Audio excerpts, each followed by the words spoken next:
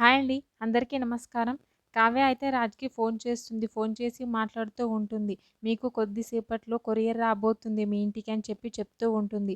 వెంటనే రాజ్ వాళ్ళ ఇంట్లో అయితే మేడం కొరియర్ అని చెప్పి కొరియర్ బాయ్ వస్తాడు. వెంటనే ఆమె డోర్ తీసి ఎవరు ఆర్డర్ చేశారు? ఎవరికి వచ్చింది? అని చెప్పి అడుగుతూ ఉంటుంది. వెంటనే దగ్గరికి అయితే రాజ్ వస్తాడు. వచ్చి నేనే బుక్ చేశాను. నా కోసమే. నాదే కొరియర్ అది అని చెప్పి యామినితో చెప్తాడు రాజు. యామిని అయితే అలా చూస్తూ ఉండిపోతూ ఉంటుంది.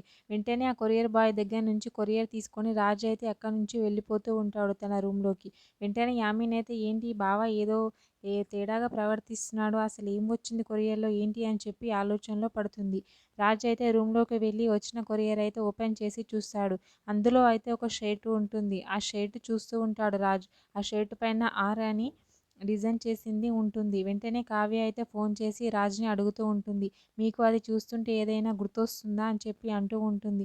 "ఆ! గుర్తొచ్చింది. గుర్తొస్తుంది" అని చెప్పి అంటూ ఉంటాడు. ఆ మాటలు విన్న కావ్య అయితే చాలా సంతోషపడుతూ ఉంటుంది. ఈయనకి గతం గుర్తొస్తుందా ఏంటి అని చెప్పి చాలా ఆనందపడుతూ ఉంటుంది.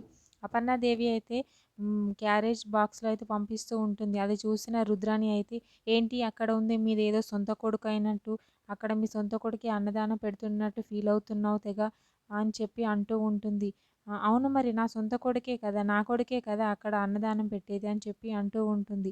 ఆ మాటలు విన్న సుభాష్ అయితే చాలా షాక్ అవుతూ ఉంటాడు. అక్కడ ఉన్న కావ్య కూడా అత్తయ్య గారేంటి ఇలా ప్రవర్తిస్తున్నారు, ఇలా అంటున్నారేంటి అని చెప్పి షాక్ అవుతూ ఉంటుంది. అక్కడ ఉన్న ఇంట్లో వాళ్ళందరూ షాక్ అవుతూ ఉంటారు. ఓకే. Thank you. నా ఛానల్‌ని సబ్స్క్రైబ్, లైక్